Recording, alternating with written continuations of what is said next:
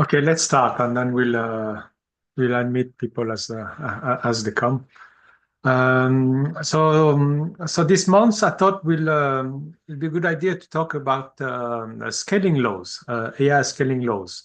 And I think in the previous sessions, we talked about reasoning models, about DeepSeek, and the paradigm of pre-training, inference, test time, scaling. All these things are relatively new, so it'd be a good idea to go over that and discuss some of these new ideas.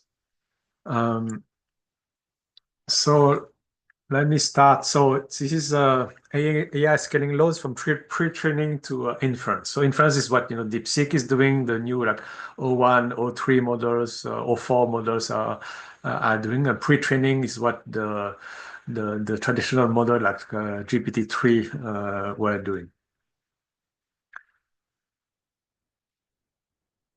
So we'll go over what are the scaling laws, talk about the pre-training scaling laws, so the more traditional scaling laws, then the test time scaling, so that the new ones, talk about a bit about hardware and future developments, and I'll conclude. And I'll give us some time to have for some questions if you have any.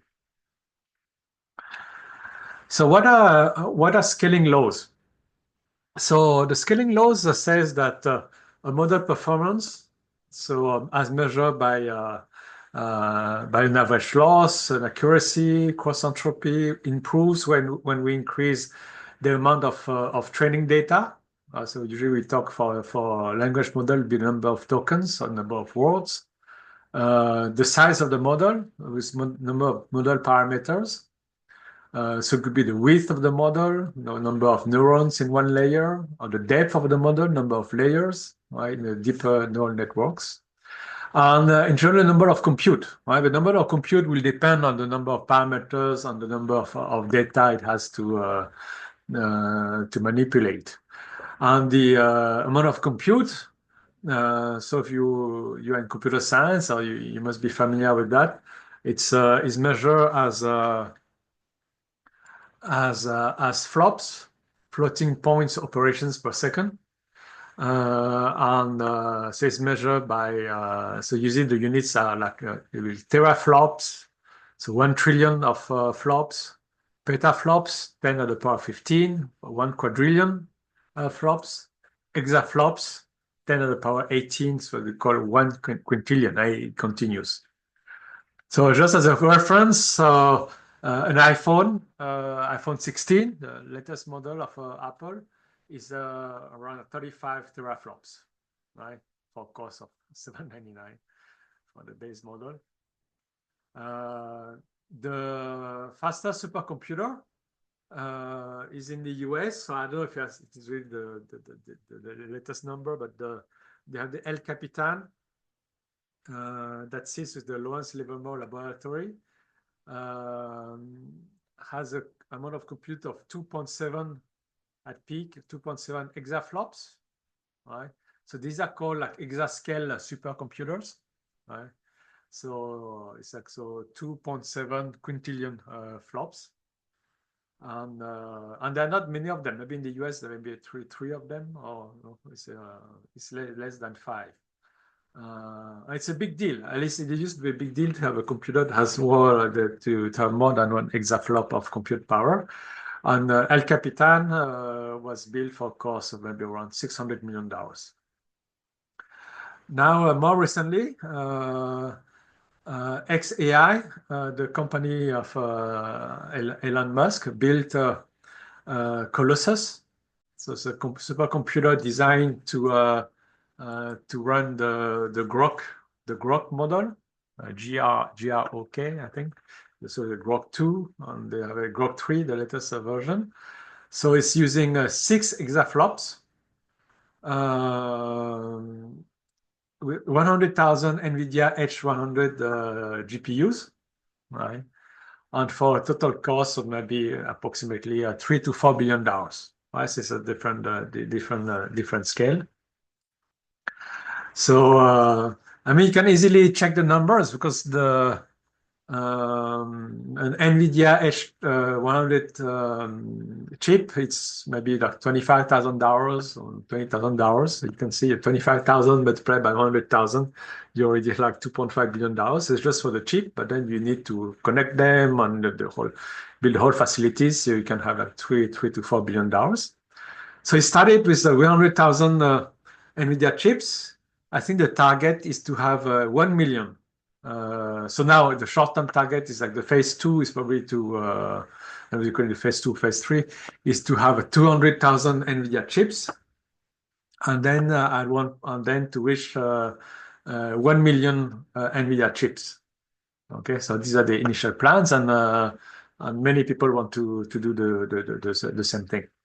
Okay, so you can just to give you an estimate of the size, right? So these things matter, right? It's like how much compute you want to apply to how much scaling do you need to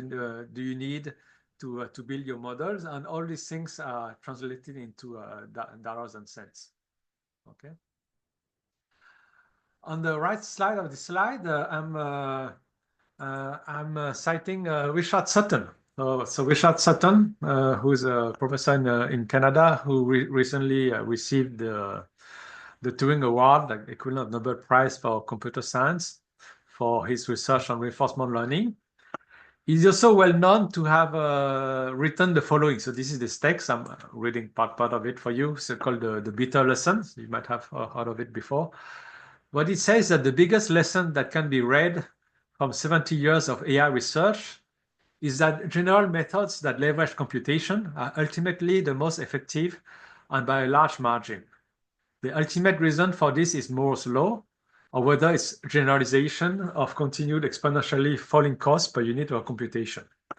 Most AI research has been conducted as if the computation available to the agent were constant, but over slightly longer time than a typical research project, massively more computation inevitably becomes available.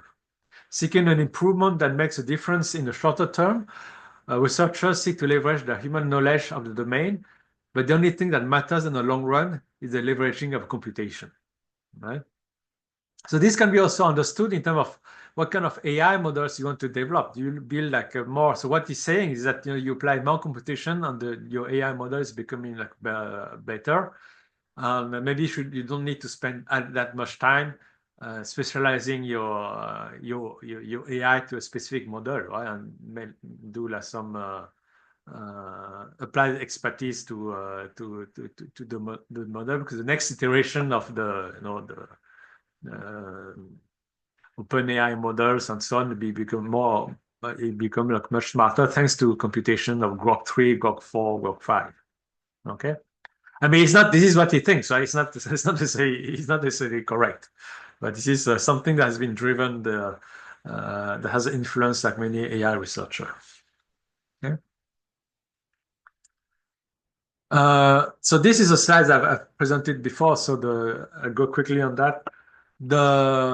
So large language models, we know that they have been pre-trained on the whole internet, at least for large language models focused on text, large corpus of text data. They're trying to predict like next words, next tokens in a sentence, using models such as like transformers that learn relationships between tokens and in text, right? So that person is robbing a bank, or the ship hit a bank, that it knows that it's a different bank, right? Because you understand the context of the sentence. So these LLM models develop broad and generalized understanding of language of information, and they benefit from scaling laws, but more tokens and more parameters improve performance. So here, for instance, the curves. So this for training. This is true for in testing out of sample. But you see the training. The more tokens you apply, the lower is the training loss. On the 7B, 13B at the number of parameters, right? So you see the more parameters, the larger the model. This is for the Llama family of models from Meta.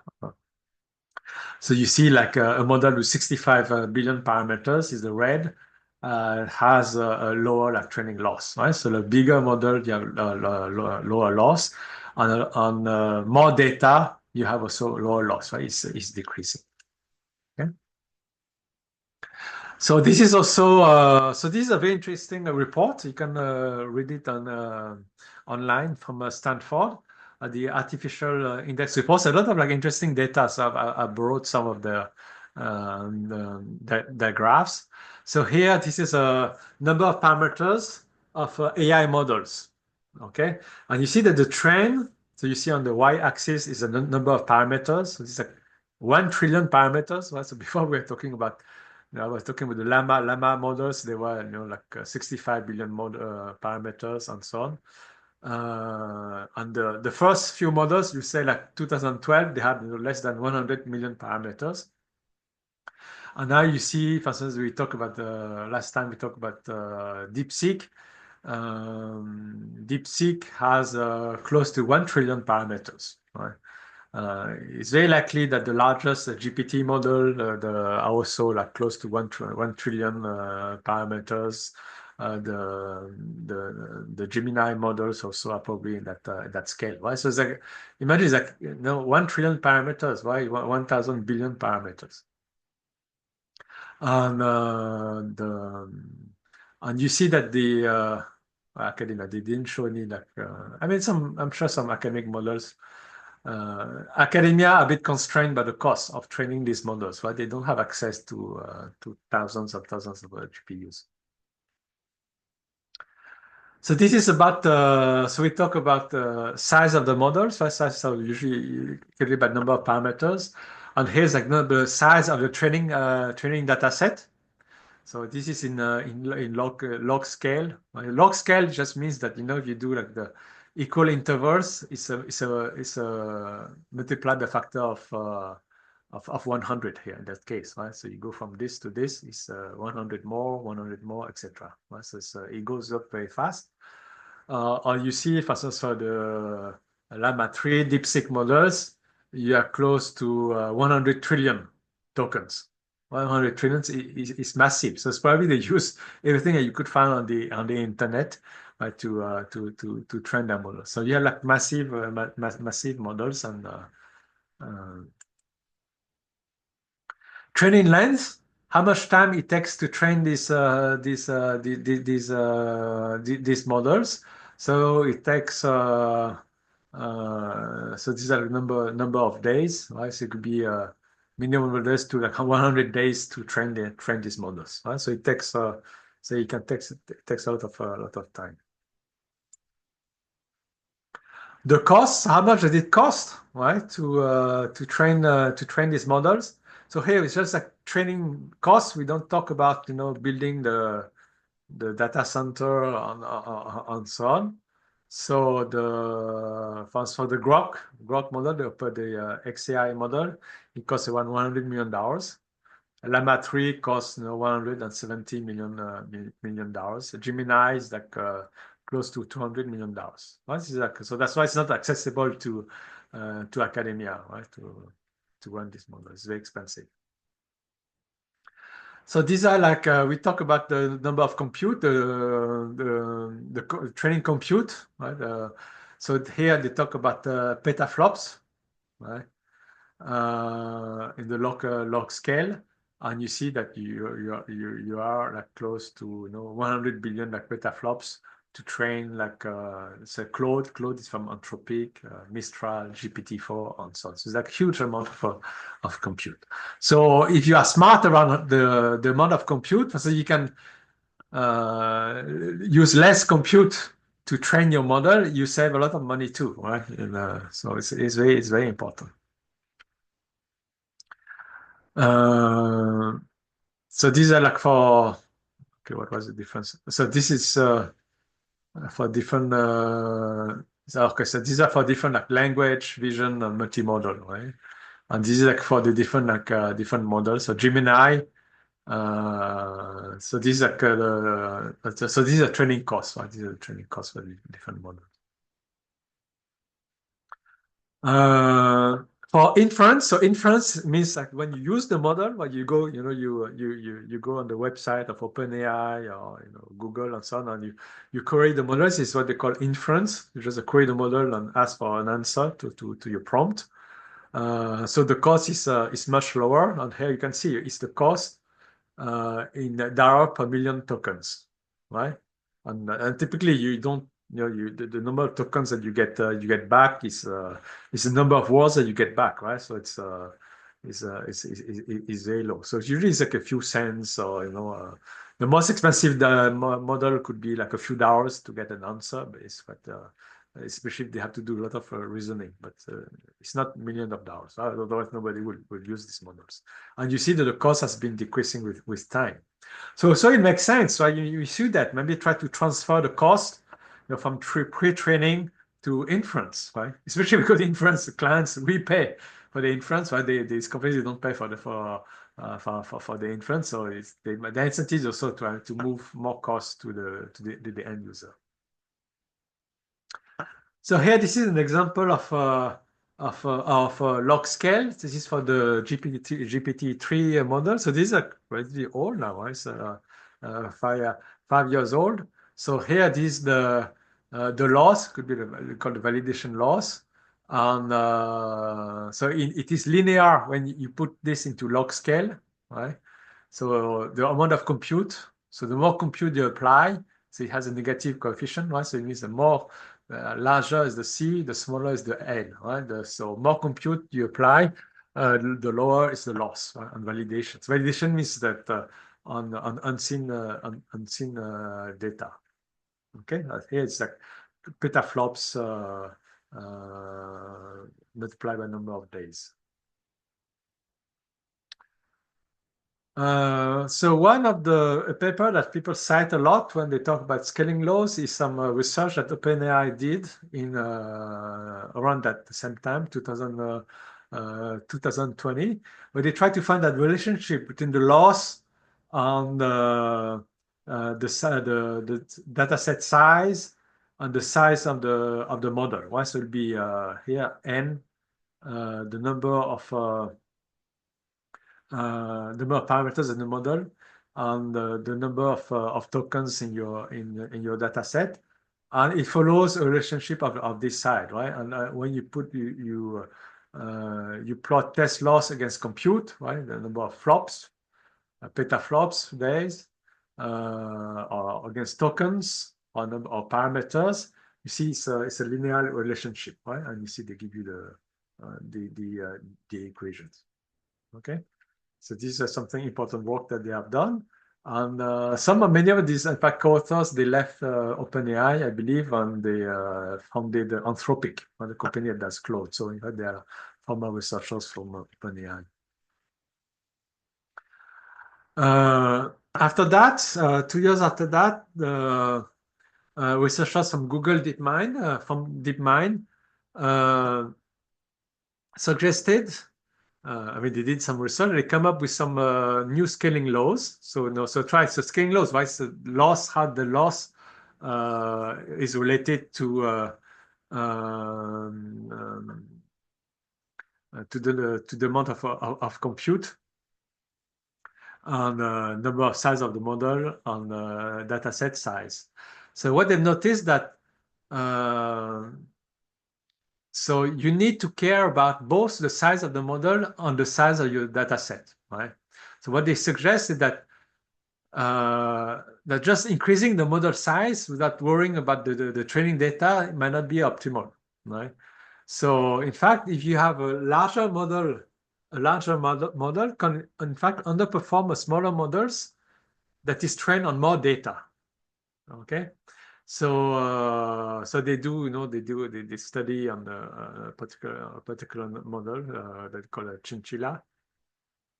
Do some training run, and they show that so they vary the number, the size of the model and the size of the data set, and they find that smaller models with more data can outperform like bigger models with the fewer data.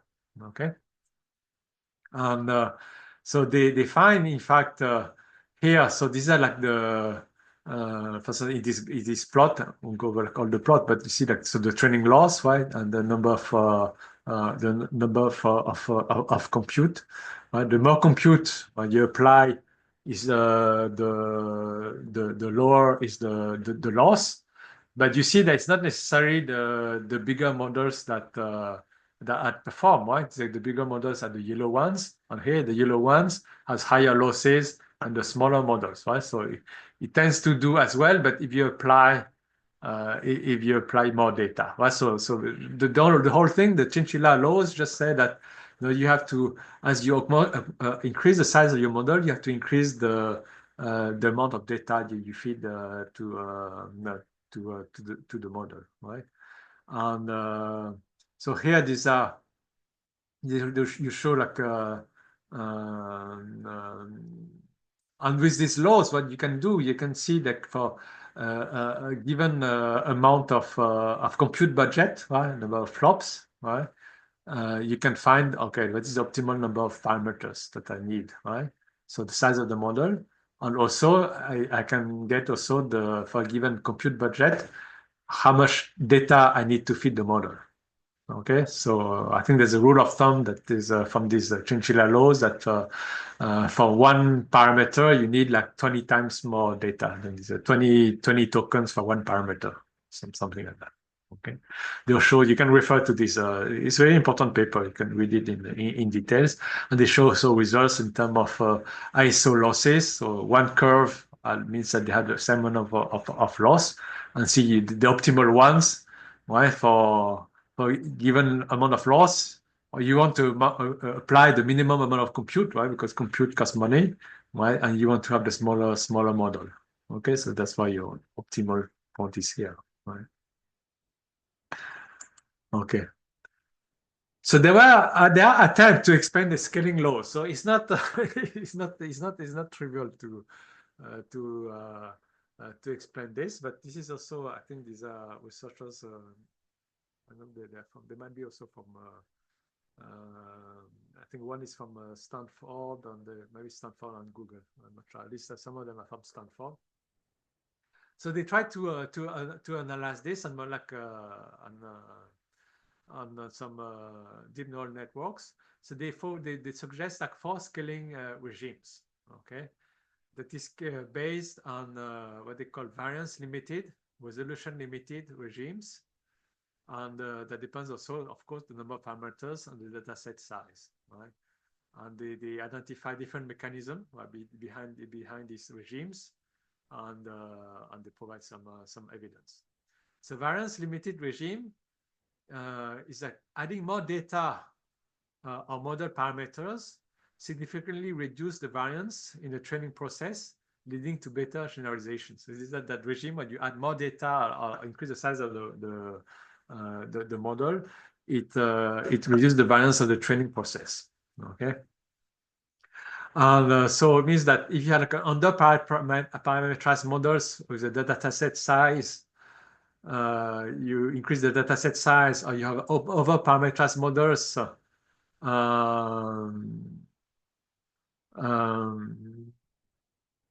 With a number of parameters with the width, exhibit universal scaling independent of the architecture of the underlying dataset. Okay, so resolution limited regime, how is it different from the variance limited regime?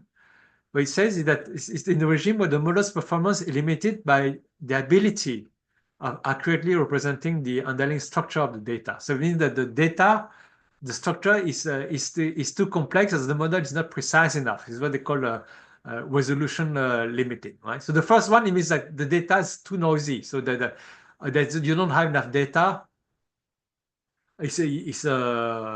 There's too much noise in the thing that you want to model, so you need to have more data, right? To have more precise estimate and reduce the variance, right, of what you want to estimate. Resolution limited means that your model is not precise enough, right? So they said that the data are representing what they call a manifold. So it's like like a space of a many dimension, but it's the manifold is too complex, and your model is not refined enough to approximate the real data. Okay, so you have that that regime, and then you need to scale up, give more data and more parameters in the model to be able to approximate that manifold more accurately. Okay, so you can find this paper. I think it was published in the proceeding of the National Academy of Science.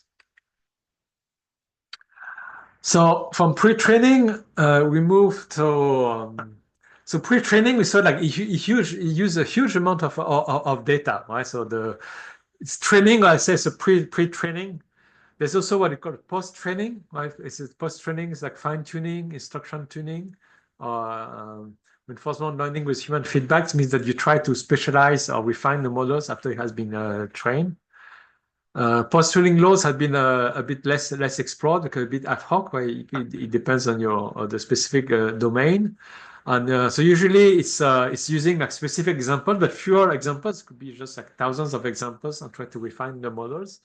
And sometimes it's less clear that you have there are some scaling laws, but it's not as clear as pre-training. Because sometimes the quality is better than the quantity of examples. So better quality models, examples might be preferable to many examples which are not of high quality. Okay, and they face also this diminishing returns. So we know that that cost with running larger models. So are there like ways to improve the models without running like the larger and larger models? So earlier this year, the CEO of NVIDIA, who's in the business of one of the main activities to sell these manufacture design these GPUs. So he was describing like three scaling laws: pre-training scaling laws, so what you've seen, post-training, and then test time scaling laws, the reasoning. So what DeepSeek R3 is doing. Earlier, in last year, a well-known researcher, Ilya Sutskever, I think he used to work at OpenAI too. So he was talking about, according to him, pre-training as we know it will end, because even though compute is growing, better hardware, GPUs, algorithm, clusters, right, and building new data centers, according to him, data is not growing, right? That we use everything on the internet, and he says that the fossil fuel of AI is really data. So you have like limited. If you run out of data, you run out of fuel, right? So the engine will stop. I don't know if it's true. It's what he says. I imagine you still have a lot of like video data. You have the amount of data that we produce every day is still increasing, but we don't capture everything. It's not everything is public. Maybe that's the problem. We can imagine that all the CCTV around the world,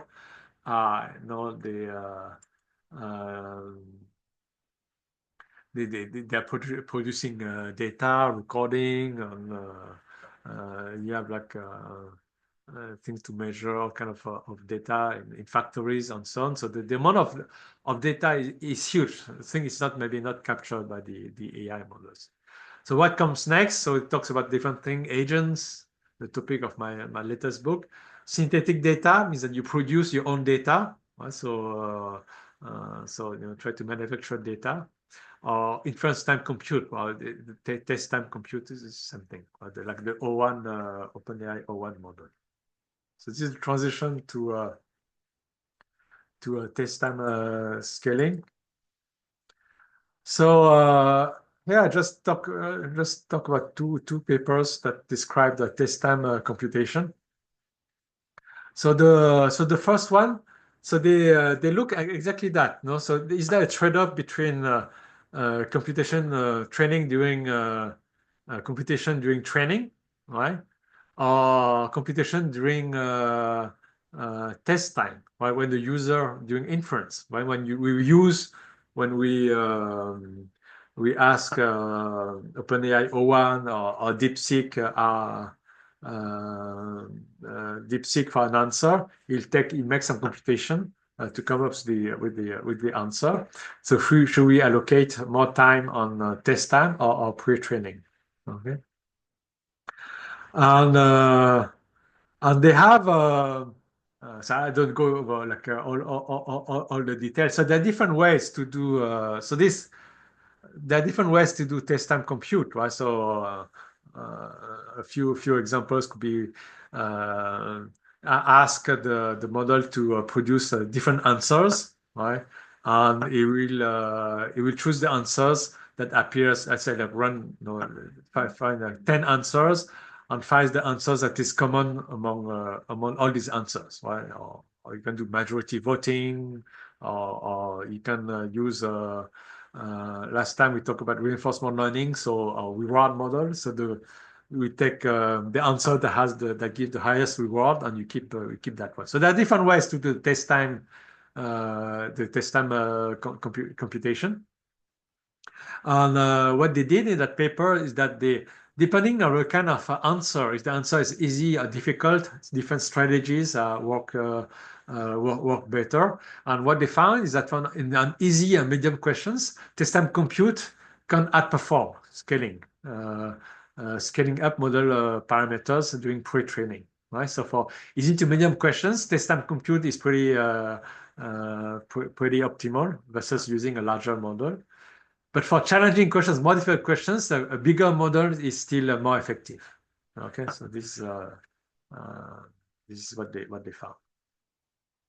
So here a paper, a bit of the same style, where they also look at different like inference strategies, right?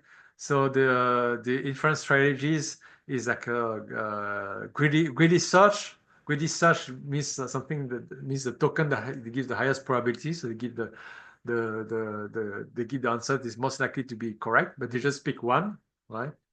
Best of n, right? So best of n. So generate many candidates and select the best one based on the reward model score. That's what they did previously. Majority voting, choose the most common answer among multiple outputs. Weighted majority voting, so it's like majority voting, but the current answers are weighted by the scores in the reward model, right? So so it's a combination of majority voting on best of n. So they found that when they increase compute budget, it leads to in test time lead to higher accuracy until accuracy reaches saturation. Smaller models can outperform larger ones on the low compute budgets, right? So you don't want to spend too much on compute. Your smaller models can outperform the bigger one. Okay, it makes sense because in real time, in real world deployment, the compute budget usually is relatively low. So you rarely reach saturation, right? So you see the scaling laws that you see the same that you saw in pre-training. So these are the test errors for different data sets for math, and you see among increased number of compute and different strategies for the test time compute. Their model is, I think, it's called rebase. They have something called rebase. You see, it's going down. Okay. I'm going to skip this one because it's you can see the papers observational scaling laws. They try to build scaling laws doing an empirical analysis of large language models. So they try to summarize models by applying some PCA, some principal component analysis. So try to summarize a model according to these PCAs and use that to try to predict the performance of larger models. So I want to spend some time on hardware. This is quite interesting. I think in NVIDIA, has been like one of the largest market cap companies. So it's interesting to know that. So for them, it matters a lot, right? I showed you the graph about the string tree scaling laws. So the CEO of one of the largest tech companies talk about scaling laws. So it's a big deal for him. So here you see that these. Why is it a big deal? Because they need these GPUs. They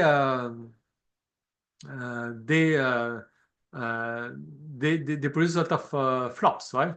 So and all the geopolitics is also very influenced by that. So for instance, the H20 NVIDIA GPU. This was a GPU that NVIDIA could sell to China. Okay, so and you see in terms of teraflops. So teraflops, it depends also what kind of accuracy you want for the numbers, right? It will be like floating point, 32 bits, 64 bits, and so on. So here these are not like floating points, so it's easier. You can do more calculation because you have less bandwidth. If you know, it's easier to add integers than to add like floating points numbers, right? So you have higher numbers, but for let's say FP, let's say we can FP 16, yeah, FP 32, right? So the H20 is 44 teraflops, right? For the H200, it's something that they were not. You can buy, China couldn't buy. Is you are close to you're like an 889 teraflops. There's a big difference, right? So really what you could export were are more restrictive. But this is really the catch is that for inference, right? For inference, you don't need high precision. You can, I mean, you need precision, but it doesn't be as precise. Like you don't need to make a calculation at FP64, FP32, right? For why it is just the intuition that when you do for training, in training, you have to calculate this. You have to do to calculate these gradients. So you have to estimate these parameters. It's done by gradient descent, stochastic gradient descent. So these are you need to calculate derivatives and the calculations has to be like quite accurate to calculate the parameters correctly, right? But for inference, the parameters are already calculated for you, right? So you just need to do multiplication parameters multiplied by the token by the tokens, and you get the answer. So the degree of precision inference is less, and chips like the H20 are doing a pretty good job. So I think people realize that, and then that's why they decided to forbid the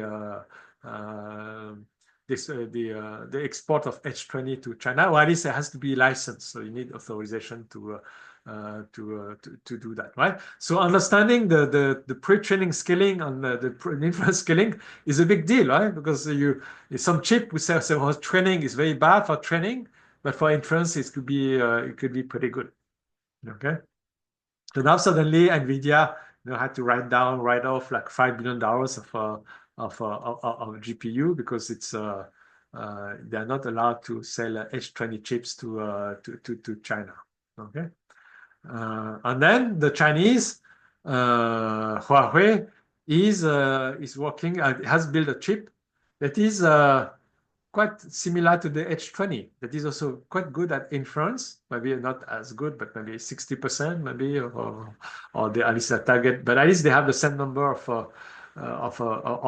performance, so they'll be able to do inference. They might not be very good for training, but for inference they'll be pretty good. So that's also a big deal for them. Then they can tell Chinese researchers or engineers, well, you guys focus more on inference because we know how to do it with our chips, the Chinese chips, and the training maybe use open weight models from from Llama, from OpenAI, from Meta, etc. Right? So you see, it has like geopolitical economic consequences.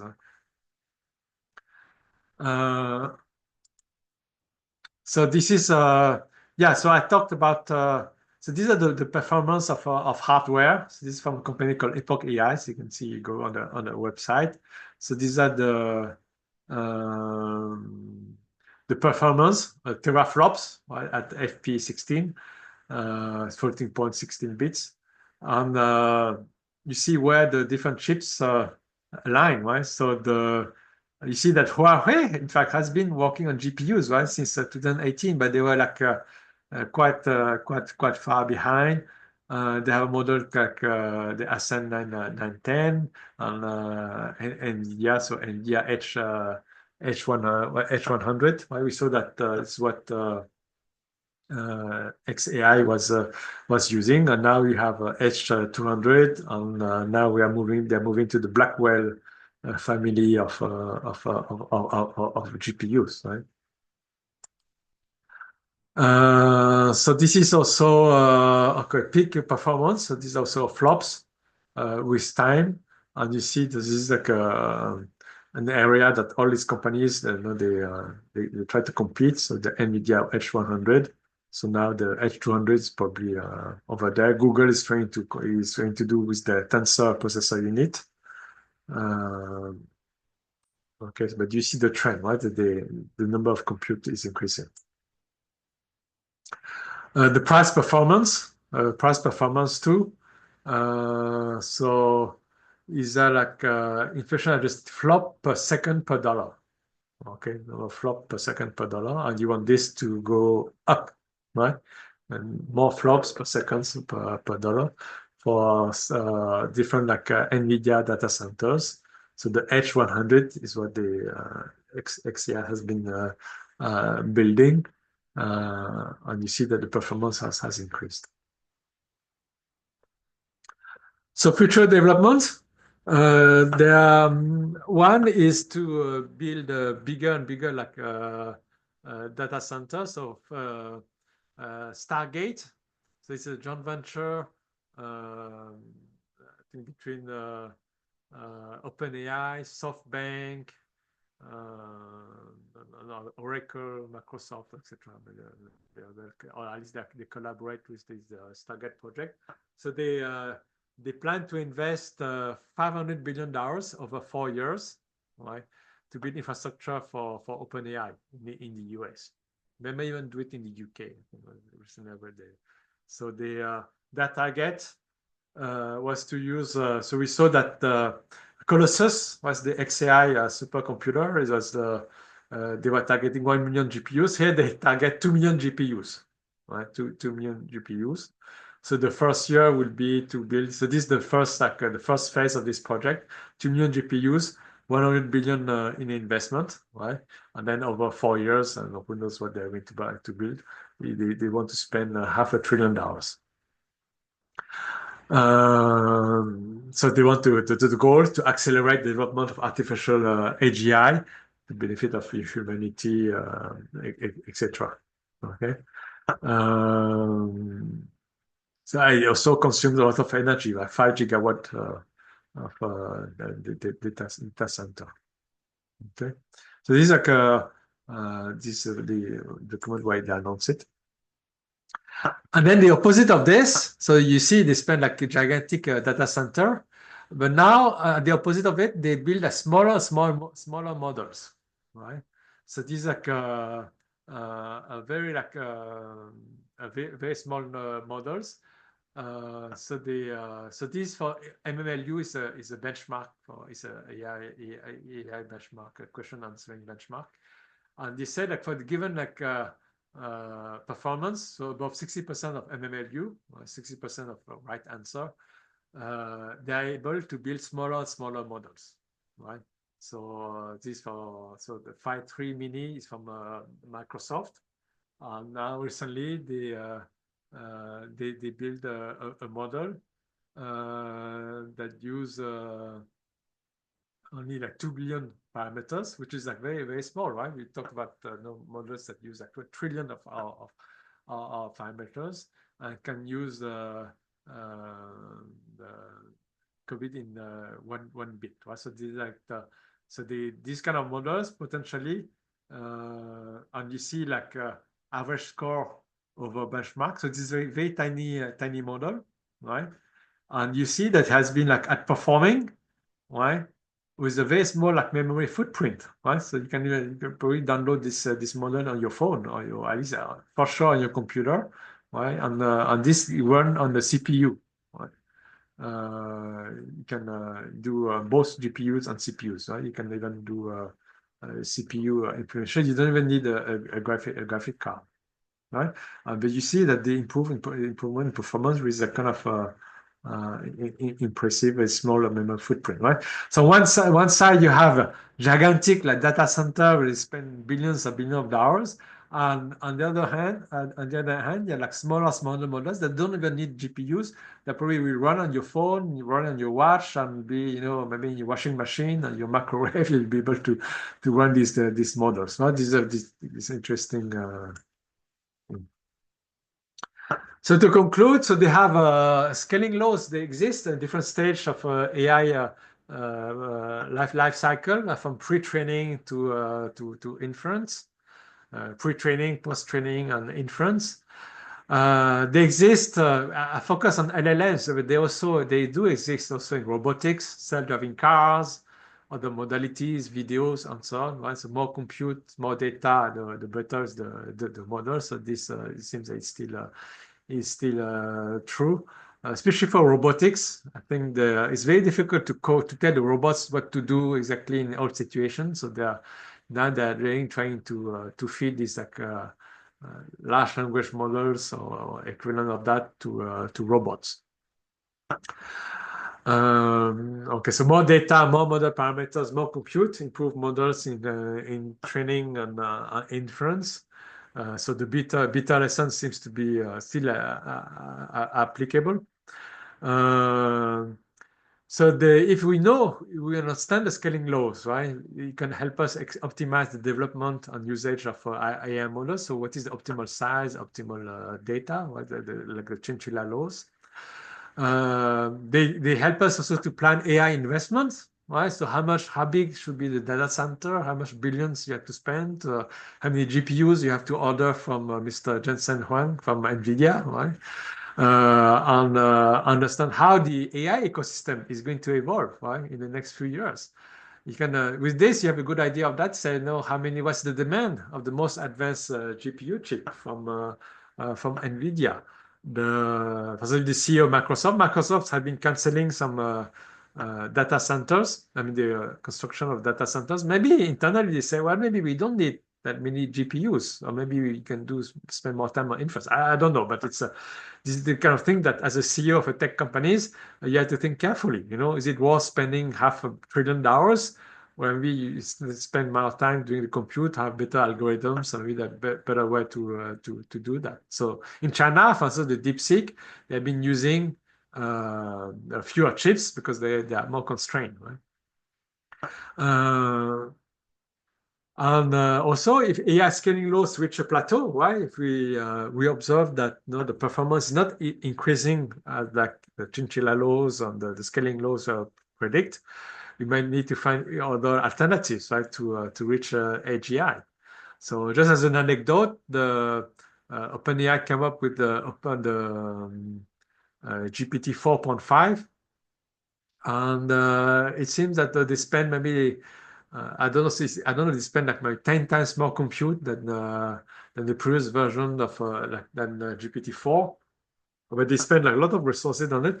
But the improvement seems to be a bit disappointing, right? So I think they're not. So they are.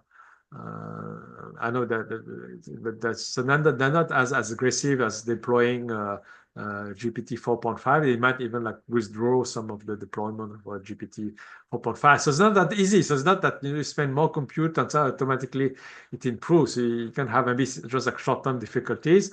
So it seems that in parallel of just scaling bigger model, more data, you still need to have like better models, better reasoning models, or maybe come up with new approach. So there's still things to do for academics. Okay. So I'm going to stop here. For the ones who survived, raise your hands, and you have any questions or comments, or you want to share your experience. I'm happy to hear from you. Okay.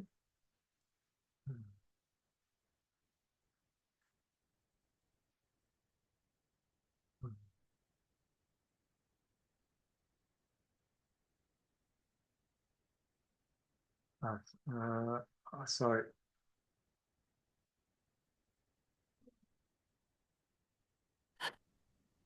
Yeah, go ahead.